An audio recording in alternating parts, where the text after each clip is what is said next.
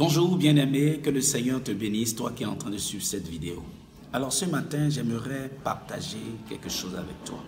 Quelque chose toujours dans le sens de la foi. Vous savez, Dieu nous donne beaucoup de révélations. Quand nous méditons la parole du Seigneur, nous avons des promesses qui sont écrites. Nous avons, au travers de nos visions, des promesses du Seigneur. Au travers d'un serviteur, Dieu peut nous parler par rapport à ce qu'il a prévu faire avec nous. La Bible dit dans Jérémie chapitre 29, verset 11, il dit « J'ai un plan de bonheur pour vous ». Donc chacun de nous, nous avons une destinée glorieuse. Mais très souvent, lorsque nous regardons un peu notre réalité par rapport à ce que nous devons vivre réellement, par rapport à ce que le Seigneur nous a révélé, il y a une différence. La Bible nous dit dans Romains chapitre 4, verset 17, il dit « Notre Père Abraham, il est Père devant celui qu'il a cru, qui est Dieu bien sûr, ce Dieu-là qui donne la vie aux morts et qui appelle les choses qui ne sont point comme si elles étaient. » Il y a un principe là, un principe très important que j'aimerais partager avec vous ce matin. La Bible dit que Dieu donne la vie aux morts. Cette vie que Dieu détient et il communique aux morts, cette vie-là est en nous. La Bible dit que Jésus-Christ de Nazareth est venu pour nous donner la vie en abondance. Donc si tu es un enfant de Dieu, tu as la vie en toi. Mais là où se trouve un peu le défi, c'est comment transférer cette vie-là dans les promesses, dans les choses qui sont autour de nous.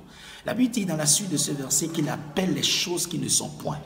Ces choses qui ne sont point, au fait, quand vous regardez bien, le verbe là qui est utilisé au présent, donc les choses qui ne sont pas encore réelles, ça veut dire que réellement ces choses-là existent quelque part.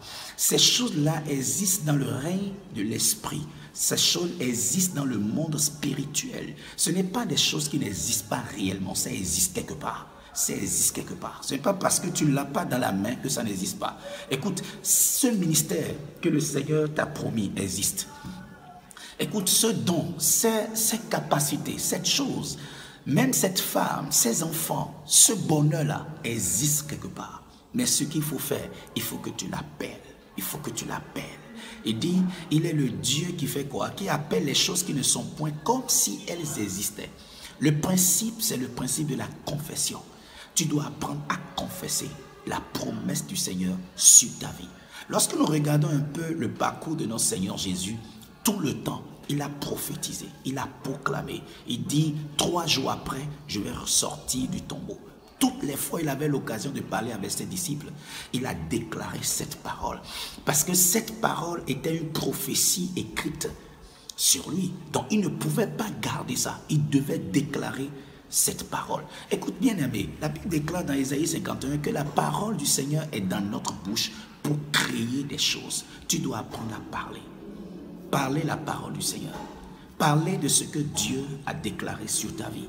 La Bible dit que la foi vient de ce que nous entendons. Qu'est-ce que tu entends? Tu entends la voix du diable? Tu entends la voix des circonstances? Laisse le Seigneur te remplir de sa parole. Et que cette parole a pu sortir de ta bouche. Que le Seigneur te bénisse. J'aimerais te demander ceci. Exprime ta foi au travers de ce que tu dis. Sois béni. Shalom.